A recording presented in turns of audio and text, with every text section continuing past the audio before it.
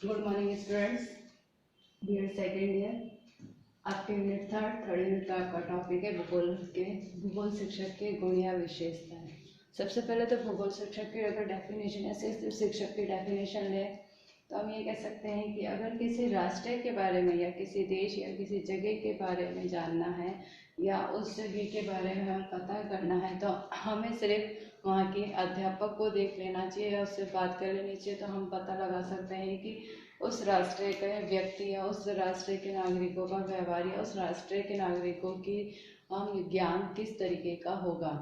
जिस सीधी सी बात कही है कि अगर किसी जगह का या किसी राष्ट्र का अगर हमें पता लगाना है तो हमें उस जगह के राष्ट्र के अध्यापक को उससे बात कर लेनी चाहिए, उस देश के या उस राष्ट्र के अध्यापक को देख लेना चाहिए कि हम किस तरीके से वो वहाँ का उस तरीके का बिहेवियर होगा या ज्ञान होगा जितना हम देख सकते हैं। शिक्षक एनी हम ये लें भूगोल शिक्षक या शिक्षक कोई अलग नहीं होते, शिक्षक सेम ही है। अगर हम शिक्षक को डिफाइन करें कि शिक्षक अध्ययनशील होना चाहिए, शिक्षक को संपूर्ण ज्ञान होना चाहिए, विषय पर महारत हासिल होनी चाहिए, विषय की पूरा जानकारी होनी चाहिए। शिक्षक का व्यवहार एक अच्छा होना चाहिए जिससे बालक उससे डरे नहीं, उससे चीज़ों को समझे, उस चीज़ों को समझने की कोशिश कर सके, उससे अपनी समस्याओं को बता सके। शिक्षक का व्यक्तित्व प्रभावशाली होना चाहिए, शिक्षक को समस्त शिक्षण विधियों का ज्ञान होना चाहिए, शिक्षक को ये कह सकते हैं कि किस तरीके से या किस जगह पे किस समय में किस तरीके से बालक को ज्ञान दिया जा सकता है उसकी नॉलेज होनी चाहिए। शिक्षक को अगर हम ले तो शिक्षक अगर बालकों के साथ में अगर शिक्षक का व्यवहार लें तो बालकों के साथ में शिक्षक का व्यवहार अच्छा भी होना चाहिए, और जहाँ पर उसको डांटने की या जहाँ पर उसको समझाने की बात आती है तो वहाँ पर उस चीज़ को समझाना भी चाहिए। शिक्षक के गुण अगर हम देखें तो भूगोल शिक्षक के गुण बहुत सारे होते हैं। ऐसे तो सभी शिक्षकों में बहुत सारे गुण होते हैं, लेकिन अगर हम पर्टिकुलर सब्जेक्ट को लेते हैं भूगोल शिक्षक के गुण देखें तो भूगोल शिक्षक के गुणों को दो भागों में बांटा गया है, सामान्य गुण और विशिष्ट गुण। सामान्य गुण अलग है क्योंकि सामान्य गुण जो नॉर्मल सभी शिक्षकों में पाए जा सकते हैं, विशिष्ट गुण जो किसी मेन जगहों के लोगों में ही पाए जाते हैं, सब में वो चीज़ें नहीं पाई जा सकती हैं। क्योंकि ऑब्वियस बात है कि हमने जब मनोविज्ञान पढ़ा है तो हमने यही जाना है कि सब व्यक्ति सेम नहीं होते हैं, सब अलग होते हैं।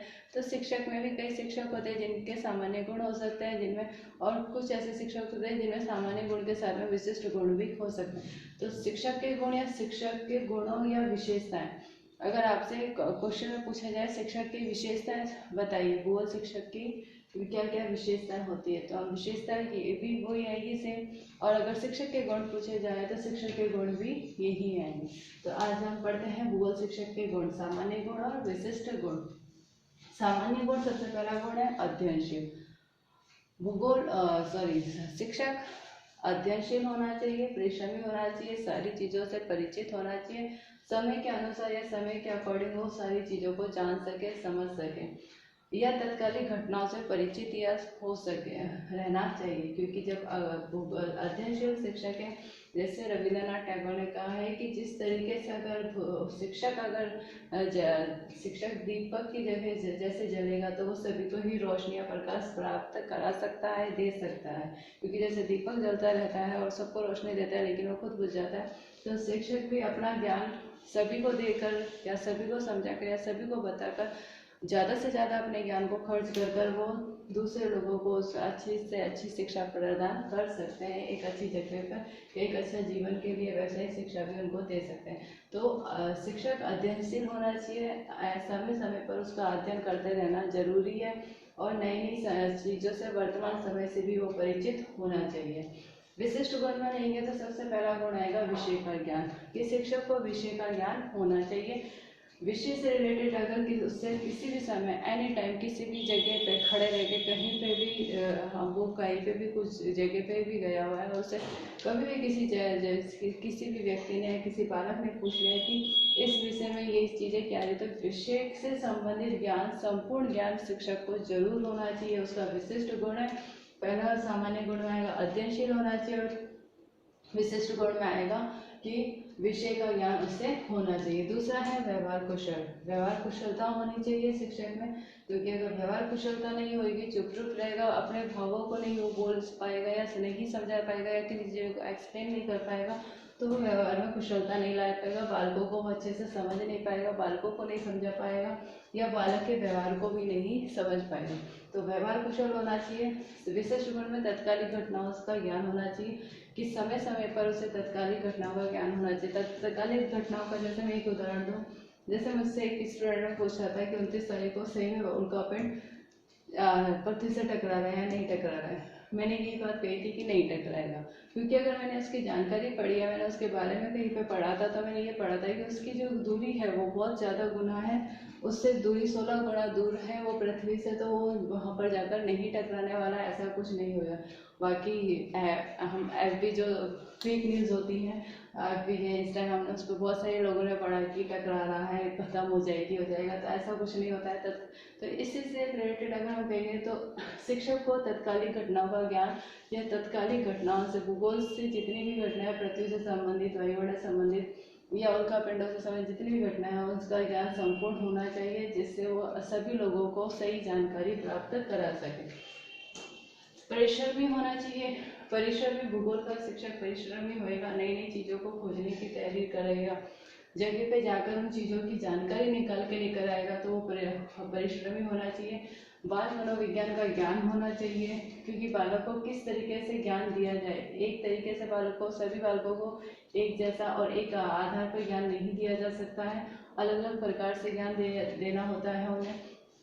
तो इसलिए सभी बालक, कौन सा बालक किस तरीके से समझेगा, कोई डांट के समझ जाता है, कोई प्यार से समझ जाता है, किसी को हमें करके समझाना पड़ता है, तो किस तरीके से समझेगा, उसका ज्ञान बालक अध्यापक को होना चाहिए।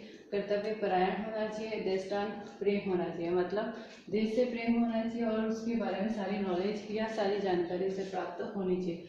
प्रभावशाली व्यक्तित्व होना चाहिए, कि उसकी जो पर्सनैलिटी होनी चाहिए वो एक अच्छी प्रभावशाली होनी चाहिए, जो दूसरे पर एक प्रभाव डाल सके, जो दूसरों को प्रभावित कर सके, अभिप्रेरित कर सके सीखने के लिए। शिक्षण विधियों का ज्ञान होना चाहिए, सारी शिक्षण विधियों का ज्ञान होना चाहिए, किस विधि के आधार पर बालक को सिखाया जा सकता है और किस बालक, कौन सा बालक किस तरीके से सीखेगा। क्योंकि शिक्षण विधियाँ बहुत सारी होती हैं, कोई बालक सिर्फ बोलकर समझ जाता है, कोई बालक अगर हम लिख रहे हैं उससे समझता है, कोई बालक चित्रों के माध्यम से समझता है, किसी बालक को हमें किसी कविता या पोयम के आधार पर समझाने की जरूरत पड़ती है। तो अलग अलग तरीके से विधियों का प्रयोग करके बालक को सिखाने की कोशिश करनी चाहिए, क्योंकि सभी बालक की बुद्धि या मानसिकता एक जैसी नहीं होती है। अनुशासित होना चाहिए, अनुशासन में होना चाहिए अध्यापक, क्योंकि अगर अध्यापक के अनुशासन में नहीं होगा तो शिक्षक, बालक भी अनुशासन में नहीं हो सकते, इसलिए अनुशासित होना चाहिए। शिक्षण सामग्री का प्रयोग करने में समर्थ होना चाहिए, जितनी भी शिक्षण सामग्री आता है, जैसे हम सपोज मान लो जैसे हमने आप लोगों से फर्स्ट ईयर में मॉडल बनाए, तो मैं यही बात कहती थी कि जितनी भी आप चीज़ों ले रहे हैं उन चीज़ों का प्रयोग करना आपको उस समय पर उस अपने टीचिंग में आना चाहिए। अगर आपने इतने सारी चीज़ें बना ली लेकिन उसका आपने कोई प्रयोग ही नहीं करा, तो उसका प्रयोग करना व्यर्थ है, उसका बनाना व्यर्थ है। इसलिए शिक्षण सामग्री का प्रयोग करना आना चाहिए शिक्षक को। नेतृत्व की क्षमता होनी चाहिए, दूसरे विषयों की जानकारी होनी चाहिए। दूसरे विषयों की जानकारी इसलिए होनी चाहिए क्योंकि कहीं ना कहीं भूगोल विषय एक ऐसा विषय है जिसमें गणित भी आता है। हम ये कह सकते हैं कि आर्थिक परिस्थितियों के आधार पर भी आर्थिक भूगोल भी आता है, राजनीति से भी जुड़ा हुआ है भूगोल। अगर हम भूगोल को लेते हैं, इतिहास से जुड़ा हुआ है भूगोल, भूगोल जनरल साइंस से जुड़ा हुआ है, और भौतिक शास्त्र का भी कई सारे ज्ञान इसमें आते हैं। तो कहीं ना कहीं सभी विषयों से रिलेटेड जरूर है भूगोल, इसलिए भूगोल विषय के लिए अन्य विषयों की जानकारी भी रखना भूगोल शिक्षक के लिए आवश्यक है। आत्मविश्वासी होना चाहिए, सहनशील होना चाहिए, क्योंकि कई सारे बालक ऐसे होते हैं जो, या शिक्षक में सहनशीलता होनी चाहिए, क्योंकि इस सहनशीलता इसलिए होनी चाहिए क्योंकि बालक को समझाने के लिए सहनशील होना शिक्षक का जरूरी है। मूल्यांकन करने की क्षमता होनी चाहिए, मूल्यांकन क्षमता इसलिए होनी चाहिए क्योंकि जरूरी नहीं है कि हम सिर्फ प्रश्न हमने पूछे और उसके आधार पर ही हम मूल्यांकन लें। शिक्षक सिर्फ बालकों की बातों के आधार पर या उनके रहन सहन के आधार पर, उनके चरित्र के आधार पर, कई तरीके के आधार पर मूल्यांकन कर सकता है। तो उसको देखकर भी वो मूल्यांकन करने की क्षमता उसमें होनी चाहिए, सकारात्मक अभिवृत्ति होनी चाहिए, पॉजिटिव थिंकिंग होनी चाहिए, सौंदर्य प्रेमी होना चाहिए, क्योंकि जितनी प्रकृति का अगर ज़्यादा से ज़्यादा उसको ज्ञान होगा वो किसके आधार पर होगा, सौंदर्य के प्रेमी के आधार पर होगा।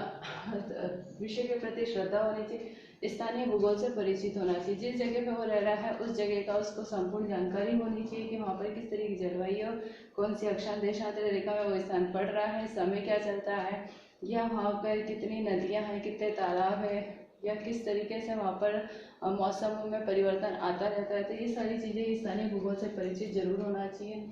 समय का पाबंद होना चाहिए। विद्यालय परिवेश का ज्ञान होना चाहिए कि जो विद्यालय बना है उस विद्यालय परिवेश में भी किस तरीके वो परिवेश की बिल्डिंग किस तरीके से बनी, उसकी आकृति क्या है, उसमें किन किन चीज़ों का हम प्रयोग करते हैं।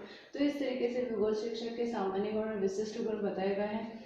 तो भूगोल शिक्षक या शिक्षक जिसको सविषय का ज्ञान होना चाहिए, समस्त विषय का ज्ञान होना चाहिए, शिक्षक अध्ययनशील होना चाहिए। तो इस तरीके से आपके भूगोल शिक्षक के विशिष्ट गुण और सामान्य गुण अगर क्वेश्चन में आपसे विशेषता पूछी जाएंगी तभी आपका आंसर यही आएगा। इससे संबंधित रिलेटेड क्वेश्चन और मैटर में आपको पीडीएफ में सेंड कर दिए जाएंगे, और कोई भी आपको प्रॉब्लम होता है आप हमसे पूछ सकते हैं। Thank you.